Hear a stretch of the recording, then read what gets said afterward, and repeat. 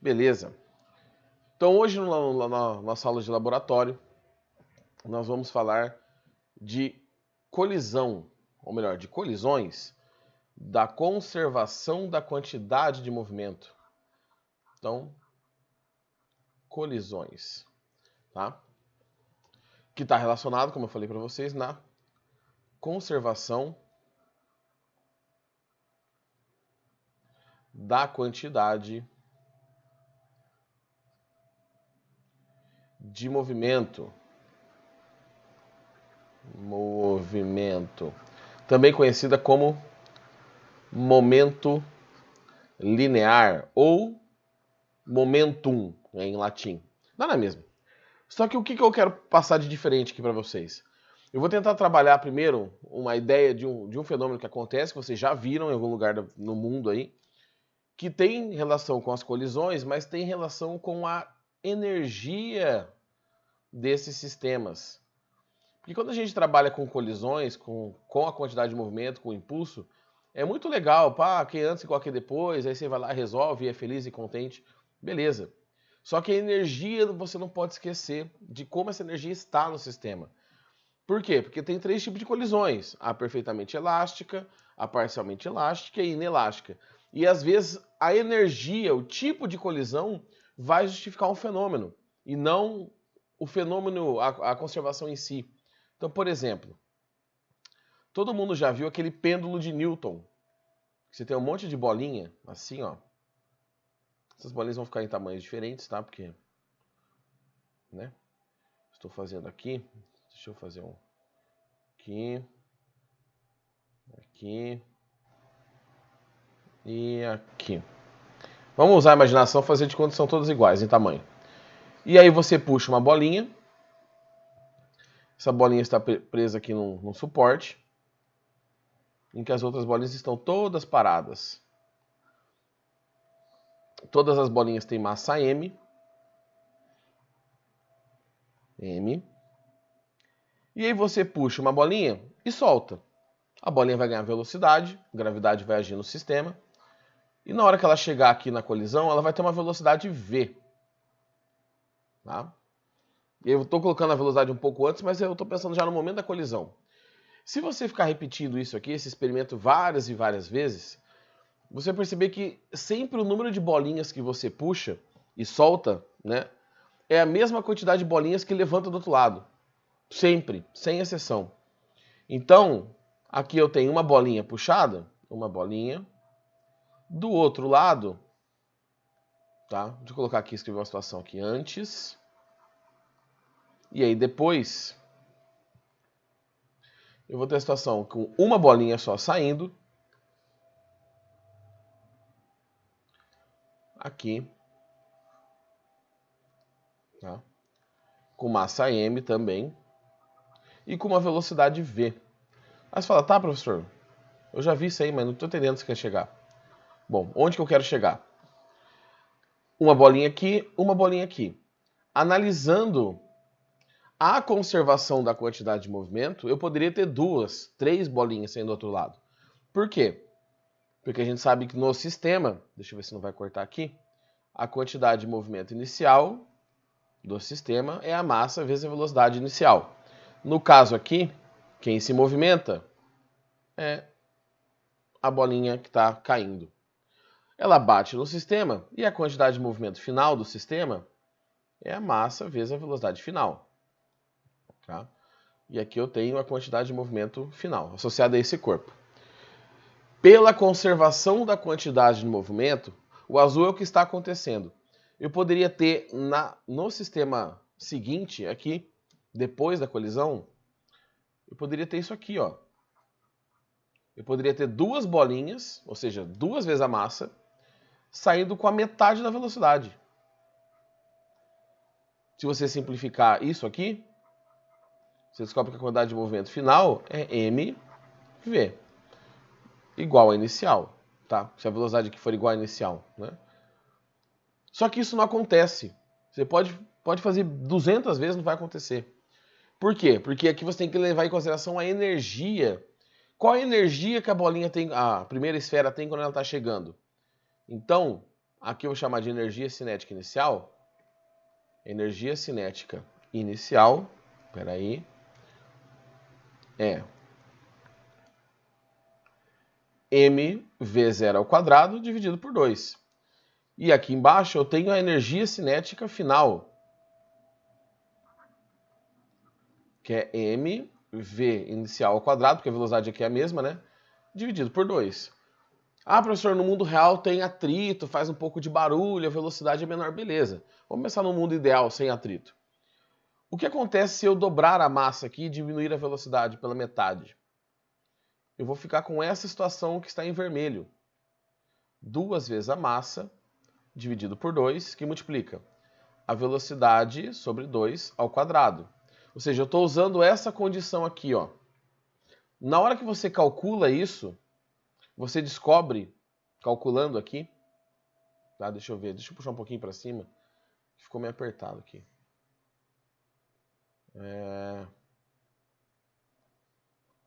Só um pouquinho aqui.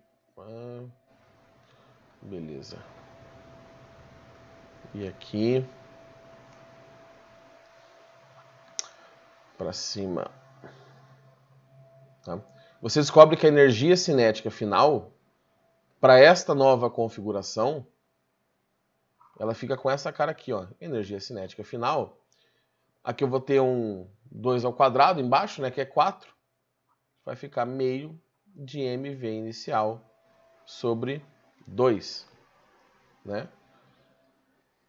Vai ficar metade da energia. Ou seja, a conservação de energia não bate. E é por isso que você não tem esse fenômeno acontecendo. Joga uma bolinha e sai em 2, joga uma bolinha e sai em 3. Não importa quantas vezes você repita o experimento, a quantidade de energia que entra é a mesma que sai. Então não é porque é uma colisão, não é porque você tem dois corpos entrando em contato e transferindo momento, quantidade de movimento, que você vai analisar só isso. Você tem que lembrar sempre da energia, do princípio da conservação de energia. Então aqui tem um videozinho, deixa eu ver se dessa vez eu esqueço, eu não lembro de... Aí, tá? O rapaz aí tá com esse pêndulo de Newton, tá? Ele fala um pouquinho antes, ele explica o que ele vai fazer ali, tá? Mas ele demonstra justamente isso. A quantidade de bolinhas que você solta antes é a mesma quantidade de esferas que você vai ter do outro lado. Ah, professor, mas isso é muito simples, isso aqui é muito banal, eu já sabia disso. Fico feliz, tá? Mas é um fenômeno simples que as pessoas confundem. Tanto que vocês já, com certeza já ouviram alguém falar assim, não, bater o carro, colidir o carro, dois carros a 100 por hora, em sentidos opostos, né? Se você tem a colisão assim, um de frente com o outro, é a mesma coisa do que bater num poste ou no muro a 200 por hora. Não é a mesma coisa. Tá? Bater nos 200 por hora é muito pior. Por quê? Porque você tem a velocidade dobrada. E o termo velocidade está ao quadrado. Então, sempre que você tem alguma coisa ao quadrado na fórmula, ao cubo não tem praticamente nada que vocês vão calcular no colégio, ao cubo. A quarta potência ainda tem uma equaçãozinha lá de transmissão de calor, mas normalmente é ao quadrado. Esse termo que manda mais. Então, você tem que, se você dobrou a velocidade, para compensar, você tem que aumentar a massa 4 vezes. Então, né, 4 no sistema, eu digo. Então, não é a mesma coisa. Então, tem que tomar cuidado. É um exemplo simples, tá? Não é um exemplo, meu Deus, não precisa fazer o experimento em casa. Na real, eu tenho que dar esse aviso para vocês. Hoje vai ficar meio óbvio, porque é bem simples. Mas quando eu experimento assim, você fala, ah, dá para fazer isso aqui em casa. Não faça, tá bom? Porque se depois acontecer alguma coisa, pode parecer que não tem perigo, aí você se machuca aí, quebra alguma coisa e dá problema, tá? Então, esse é o videozinho aí do nosso amigo das bolinhas. E outro exemplo que parece contraintuitivo, mas não é quando você analisa em relação à energia, é esse problema aqui, ó. Em que você tem 3 bolinhas, uma bola de basquete que quica a uma certa altura, uma bolinha de espuma e uma bola de golfe. Se você solta as 3 bolinhas, tá? Quando você solta essas bolinhas, a bolinha que está em cima sai disparada lá para o alto.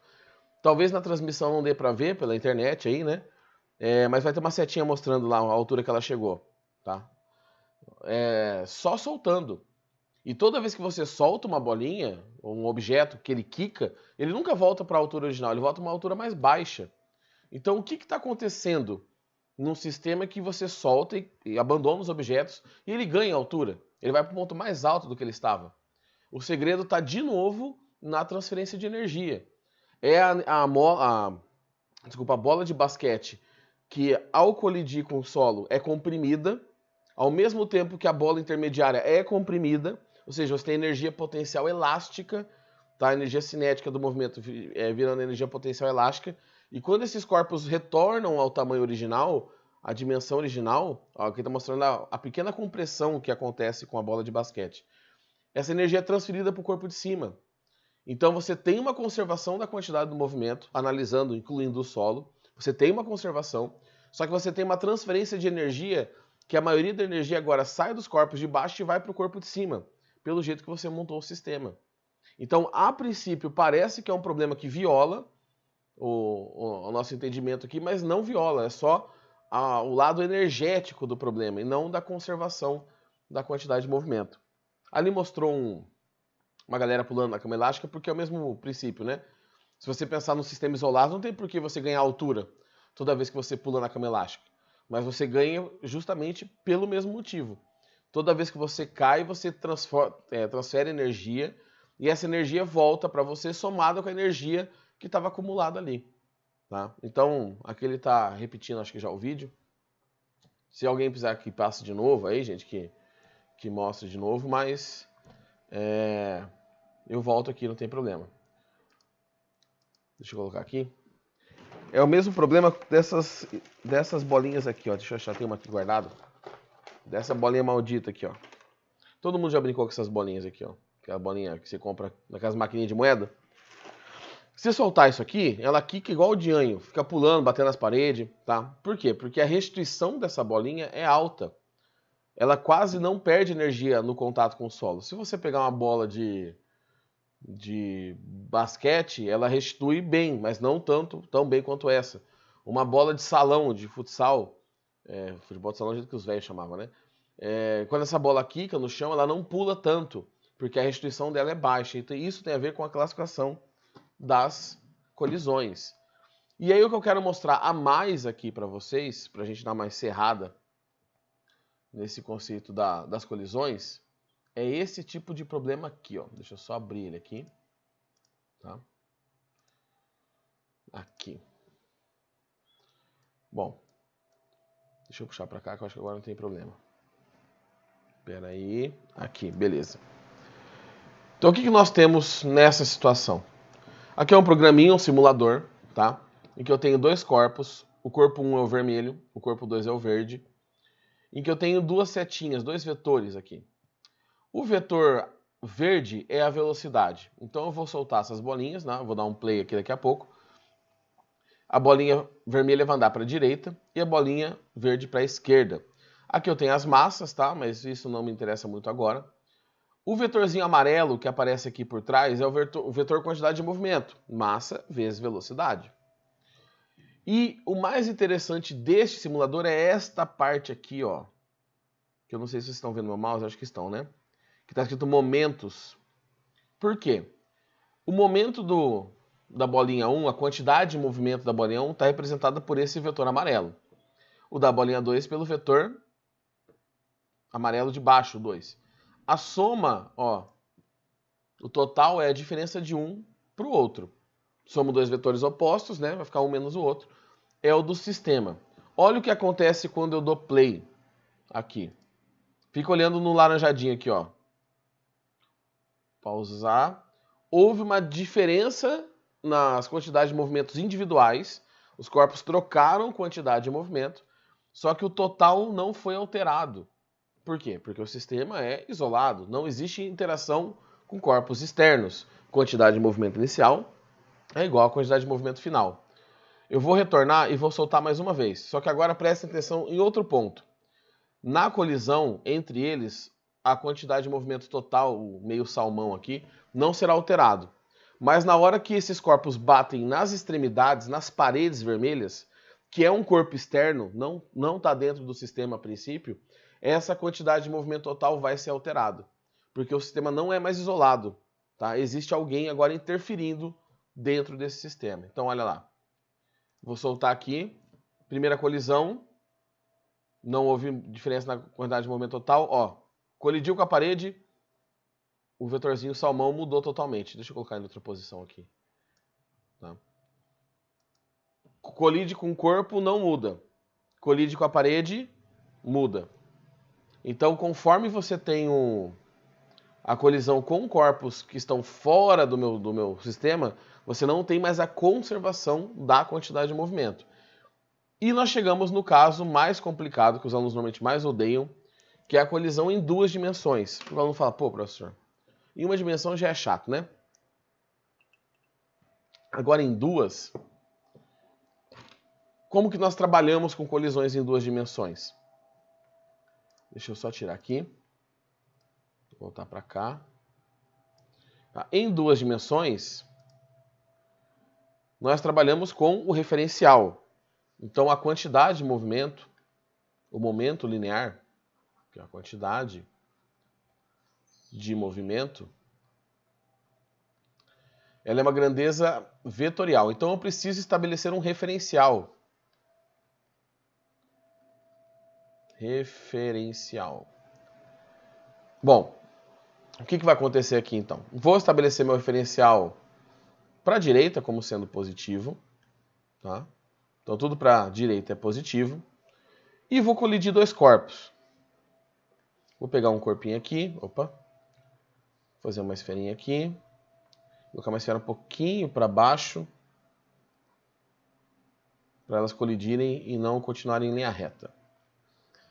Temos as velocidades desses objetos. Aqui e aqui. Velocidade 1. Velocidade 2. A quantidade de movimento, para não ficar sobrecarregado de informação aqui, eu vou desenhar em cima. Tá? Então, esse corpo tem uma determinada quantidade de movimento. Vou tentar fazer igual está lá no meu simulador. E esse corpo tem uma outra quantidade de movimento. Tá? Então, aqui eu tenho Q1, Q01. E aqui eu tenho Q02. O importante é, estas quantidades de movimento estão todas no eixo X, no eixo horizontal. Então, antes da colisão, eu tenho esta configuração. Depois da colisão, eu sei que a quantidade de movimento total do sistema tem que estar no eixo X. Vão existir componentes verticais, porque as bolinhas vão desviar. Eu vou colocar o simulador aqui para vocês verem de novo. Só que no eixo X, se antes era diferente de zero, e no eixo Y, que seria para cima e para baixo, eu não tinha nada se movimentando, deixa eu ver se cortou aqui, não cortou, era igual a zero, depois eu teria a mesma característica no eixo X e eixo Y. No eixo Y eu terei uma quantidade de movimento total igual a zero, e no eixo X, diferente de zero. Então, vamos voltar aqui para o nosso programinha de colisões. Tá? Deixa eu puxar ele para cá. Então, vou colidir esses dois. Vou dar uma baixadinha, só ver como que eu fiz aqui. Vou dar uma baixadinha no 2 aqui. Preste atenção aqui na quantidade de movimento, tá? Nos vetorizinhos aqui dos momentos. Aqui embaixo. Solto. Eles vão, colidem e logo depois da colisão não houve alteração no vetor total. Por que não houve? Porque a soma das quantidades de movimento, aqui ó, se eu somar, deixa eu só ver se eu consigo somar aqui, que agora o computador resolveu travar. Pegar. Se eu somar essas quantidades de movimento, esses vetores, olha o que eu tenho. Eu tenho a quantidade de movimento total. Então, antes tem que ser igual depois. O que eu vou fazer aqui? Eu vou mostrar para vocês que quando você tem uma colisão bidimensional, o seu trabalho é transformar isso numa colisão unidimensional.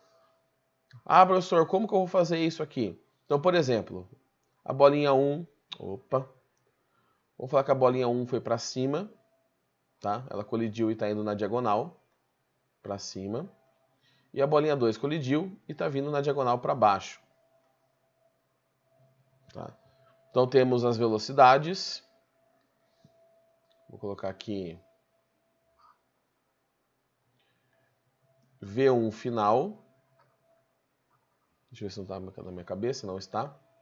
E do corpo 2, da esfera 2, V2 final. E aqui eu tenho um ângulo em relação à horizontal, que era onde elas se propagavam antes, onde elas se deslocavam. Então deixa eu fazer um pontilhadinho aqui. Tentar acertar um pontilhado menos feio. Opa! Deixa eu pegar a régua. Vamos usar a régua. Ah, professor, esses ângulos são iguais que as bolinhas vão desviar? Não. Não necessariamente, né? Depende da massa, das bolinhas, da velocidade, tá? De como elas estavam entrando em contato. Então eu vou colocar aqui um ângulo embaixo alfa, aqui, e aqui em cima um ângulo beta. Pode ser teta, o que você quiser. Essa velocidade tem duas componentes. A componente vertical vai ter uma quantidade de movimento para essa bolinha e para a bolinha 1. Vai ter uma quantidade de movimento. Só que eu sei que o total dá zero, porque antes no eixo Y já era zero. Então eu não preciso me preocupar com o meu eixo Y. Eu preciso apenas decompor a minha velocidade no eixo X. Fazendo isso aqui, ó. Puxa aqui o vetorzinho. Aqui eu tenho velocidade 2x. E aqui em cima eu tenho velocidade 1x. Professor, nem sei mais como decompõe. Já esqueci. Bom, vamos decompor aqui no cantinho então. V2x, V1x é igual. Então aqui eu tenho. Só vou colocar aqui o V2, os vetores originais, para ficar mais fácil. Só um pouquinho. V2 final e V1 final. Tá. Como que a gente faz a decomposição? Bom, o jeito que eu uso para fazer a decomposição é pensar no ângulo. Então tá vendo que entre V1 final e V1x tem um ângulo aqui dentro? Tem um ângulo. Entre os dois vetores tem um ângulo. Então V1x é V1 com o ângulo que está ali, com o ângulo beta. E aí eu fiz a decomposição dessa velocidade. Aqui no eixo X, no corpo 2, desculpa, existe um ângulo entre esses dois vetores, que é o ângulo alfa. Então, V2x é V2f com o ângulo alfa. E aí, quando você faz a decomposição, você volta para um movimento linear. Você pega esse movimento aqui que estava bidimensional, e puxa esse movimento para um movimento linear ou unidimensional. E aí você consegue trabalhar com o problema que você tinha das colisões, tá? Com energia, com coeficiente de restrição, tá? E com qualquer outro tipo de coisa. Então, geralzão, para encerrar, para liberar vocês aí. Acho que vocês têm um intervalo até a próxima aula, né? Quais são os pontos principais da aula? Lembrar que em colisões nós trabalhamos com energia também. Você não esquece energia e vai falar só de quantidade de movimento. Não é assim que funciona. Tá? Não é à toa que você tem três classificações para as colisões. Outra coisa importante, bidimensional, para quase todos os problemas que vocês vão encontrar, é um problema unidimensional em que você vai esquecer, vai ignorar uma das dimensões. Por quê? Porque se antes era zero, depois tem que ser zero. Então, para que você vai calcular um negócio que vai dar zero? Não faz sentido nenhum. E por fim, que quando você está na colisão dos corpos ali, a quantidade de movimento ela é uma grandeza vetorial. Então você tem que estabelecer um referencial. Ah, professor, igual a gente fazia com energia? Não, com energia você estabelecia um referencial de posição. Ah, aqui é o zero, aqui é 10 metros para cima, aqui é 10 metros para baixo. Tá? A energia em si não é uma grandeza vetorial. A quantidade de movimento é. Tá? E aí, para colisões, para explosões, para união de corpos que grudam no outro, a gente usa esse conceito. Beleza? Jovens, se vocês tiverem alguma dúvida, agora é o momento. Se vocês não tiverem alguma dúvida, eu vou liberar hoje à noite, amanhã, o nosso formuláriozinho com 4, 5 questões teóricas, provavelmente, sobre esse assunto. Se tiverem dúvida durante a resolução, podem me procurar também. Eu estou lá no grupo do WhatsApp da turma. E se não tiverem dúvida nem nada, já copiaram, não quiser que volte aqui para nada, vejo vocês daqui 2 semanas com outro assunto. Provavelmente gravitação, tá? Que é um pouco mais palpável, tem uns experimentos ali mais legais de tá? Da gente observar. Mas se não tem dúvida, é isso aí. Vou ficar um pouco aberto, mais um minutinho e pouco, para alguém que tenha esquecido de responder a chamada. Aos outros, boa aula e boa semana aí. Até mais.